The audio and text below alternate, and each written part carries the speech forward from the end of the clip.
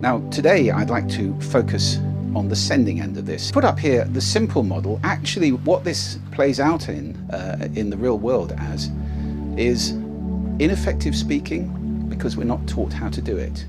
To people who are basically not listening very much. Yeah, I'm listening to you. I am. Yeah, you know that one? I have a whole TED talk about conscious listening. I'm not going to talk about the listening side today.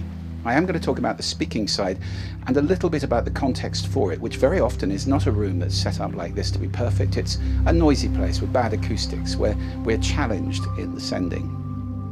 Now, this is important because it affects three things, three marginally important things. If you care about any of these three things, the ability to express yourself powerfully is very, very significant. It can affect how well you feel, because it's frustrating if you can't get your point across. A lot of people have the experience of when they're speaking just not being listened to. What's the most common complaint in relationships? He or she doesn't listen to me. So speaking powerfully, we have to take responsibility for. It's not just the listening. We'll come back to that. Let me start with the dark side of the equation, things that you might want to pay attention to, things that rob you of power in your speaking. If you lead people or you want to have an influence in the world, these are things you might want to avoid. And I want to preface this by saying these are not going to be things I suggest you ban from your life, maybe one or two of them. They're just things, if you do them a lot, the power gets diminished. Now, they all come from, I think, 4 what I call leeches on powerful speaking. Here are the 4 leeches.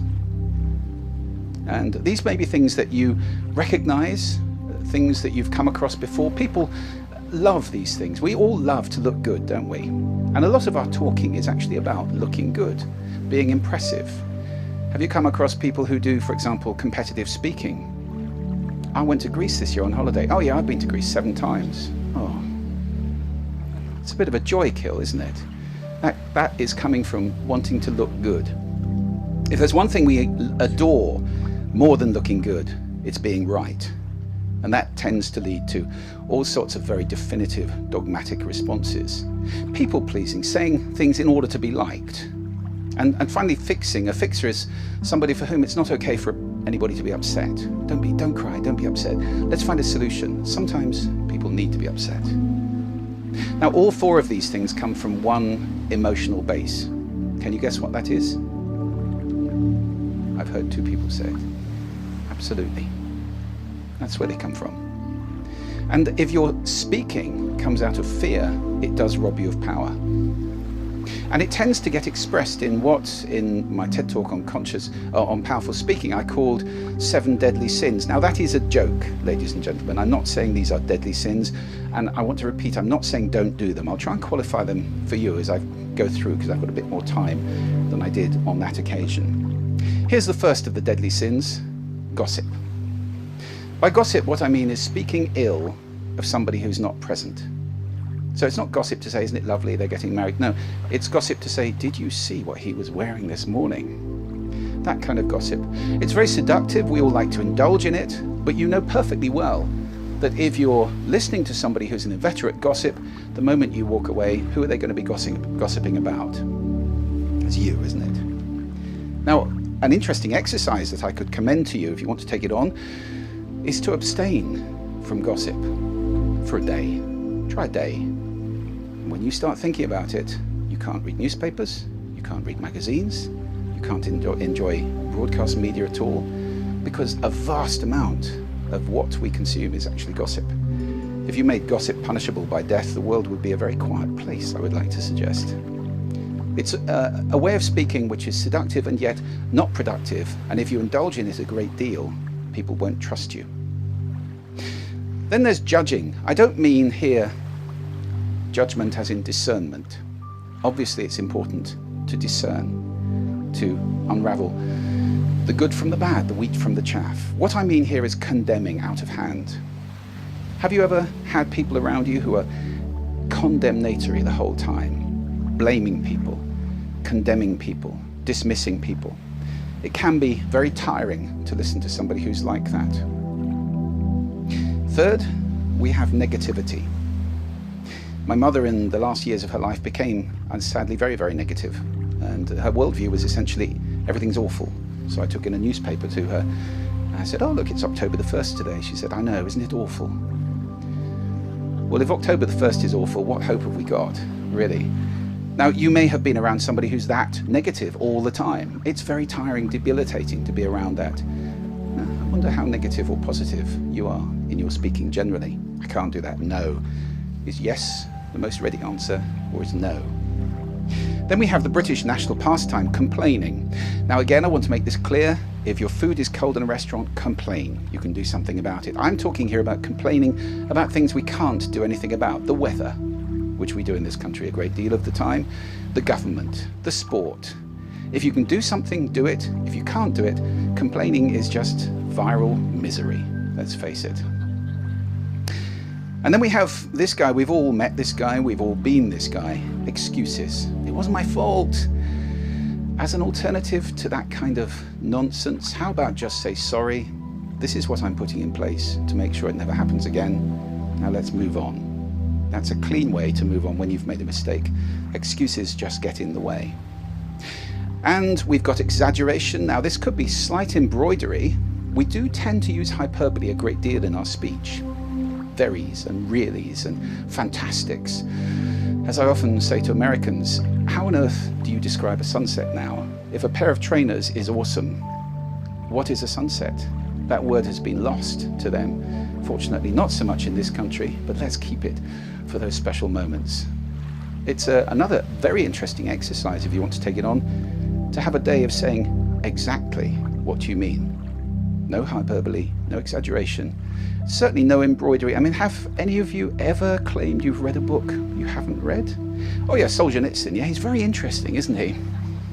Yes, I think we've all done that one. That little personal aggrandizement, it can get very seductive, and it's a slippery slope. And finally, we have dogma. My way or the highway, table thumping, the confusion of opinions with facts. I have a suggestion on opinions, which is that they should be offered by request only, by invitation only. Would you like my opinion on that? No. Oh. It's a little bit depressing, isn't it? Because we do love to offer our opinion at every opportunity. I grew up in a house where opinions and facts were confused. And that's not a great place to be, because there's a great deal of table thumping in that situation. They're not the same thing. Opinions and facts, let's differentiate between them. Now let me give you a few danger words before I come on to the light side. These are words which, again, if you use them in conversation, might just start to ring an alarm bell after this. It's a good thing if they do.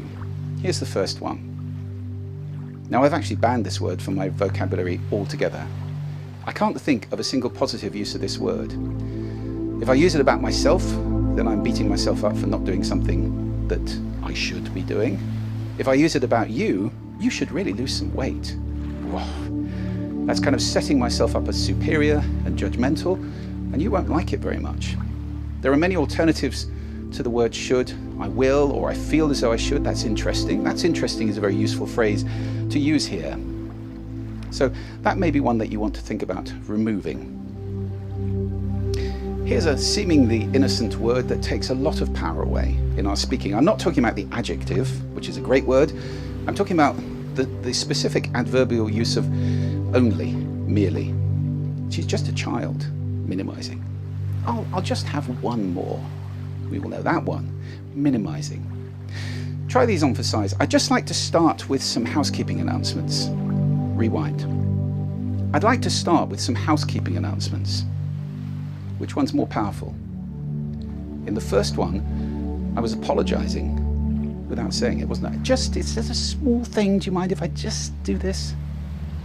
It's in there a lot in our speaking. Maybe pay attention to that one. And finally, this one. You can almost always replace this with the word and. I like you, but are you going to listen to what went before the word but? I don't think so. But is a roadblock in conversation. It tends to be that we pay attention to what comes after it, because that's the juicy bad bit. We are committed to customer service, but we're not going to do anything, obviously. How about changing that? I like you, and okay, we can go with that. We're committed to customer service, and for you, we can do this very small thing. So it's almost always possible to replace that. Try it in your emails, it makes a big difference. Now let's move on to the positive side, the force. There are 4 foundations, I think, to powerful speaking. And those 4 foundations spell a word. The word is hail, which one definition of hail is to greet or acclaim enthusiastically, which is how I suggest your communication will be received if you stand in these 4 things. They stand for H, honesty. That is just being straight and clear in your speaking, not prevaricating, trying to avoid using corporate jargon. I don't know about you, I have a particular problem with the word provide these days. So let's try and be direct and clear in our speaking. The A is authenticity, being yourself. No need to pretend. Generally, it's far more powerful to be yourself and to be fully yourself when you're speaking to people, whether it's one-to-one or an audience of thousands. The I is integrity. Integrity means being your word. If people know about you that if you say it, it happens, your words are very powerful indeed. On the other hand, if you say you'll be there and you're never there, people develop a fairly cynical listening for your promises. The L, surprisingly perhaps, is love. Now I don't mean romantic love here, obviously. I'm talking about well-wishing, just wishing people well.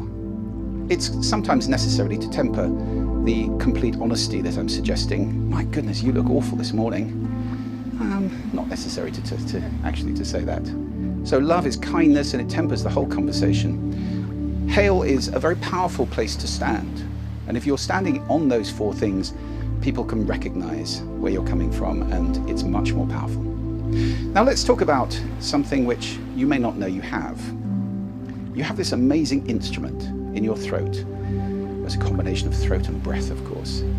And we don't teach people how to use it. So I just want to have a rummage in your vocal toolbox. And particularly I want to pull out 8 tools which you may want to consider in future speaking. Here's the first one. You may be surprised that that's a vocal tool, but it is very much. Partly the way you stand. It's good to keep it relatively neutral and not to have fidgets on stage and so forth if you're talking to a group. And also your posture can indicate a lot about how engaged you are in the conversation. It's also very important where your neck is. As you can hear, if I do this with my neck, my voice gets affected. On the other hand, if I do this with my neck, my voice gets affected too. If you want to speak powerfully, you need to give your vocal cords no strain, no stress, and the ability to work really well. Second, we've got breath. Well, it's the fuel for the voice, of course. The voice is only breath. Incidentally, if any of you ever have nerves when you're presenting to more than one person, or even when you're talking to one person, will you marry me? You know, we all get a bit nervous at that point. Breathing is the best way to defer those nerves and stop the voice going like this. You know, this is what happens to us when we're nervous, because we're breathing like a bird here. A deep voice, a deep breath, and your voice suddenly becomes much more stable. You can practice dynamic breathing. Your stomach should come out. In through the mouth, out through the nose. We do very little breathing actually as we move around. It's surprising we can talk well at all. Register. Let's talk about register. There are 4 registers. The whistle register is the highest.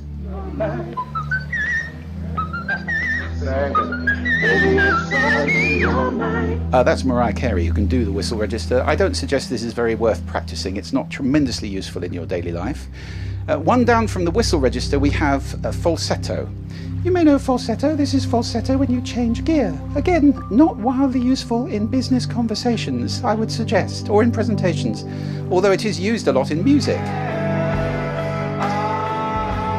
So Chris Martin from Coldplay uses falsetto a great deal, and many bands do. It's a very attractive sound when singing. Not so much when you're trying to talk powerfully to people, however. Okay, let's move down to another one, the modal register. This is where we do most of our talking from, and it covers everything from the nose up here. If I speak in my nose, can you hear the difference? Right down through the throat. If I talk in my throat, you can hear that, down to talking from the chest, which is a much bigger resonator. We vote for politicians with deeper voices. Did you know that? Research is showing, ceteris paribus, of course. We tend to associate depth with size and size with importance. So if you want to speak in power, it's really worth practicing getting down into your chest register. Now this may be cultural. A lot of cultures speak from up here in the head, but you can do it with practice you don't want to speak like this. It can be a bit weird. Just practice. If you want to really work on this, go to a voice coach and they'll get you down into your chest register. There is one lower register than the chest. It's called vocal fry.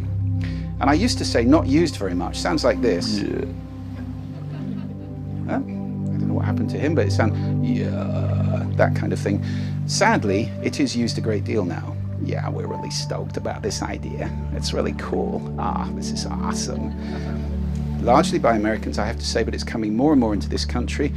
And if you tend to speak like this, do try to engage your vocal cords. First of all, it's not very good for your voice. And secondly, it's not an engaging way to speak. You lose so much of the power and the richness of your voice by speaking that way. Talking about richness, let's talk for a moment about timbre.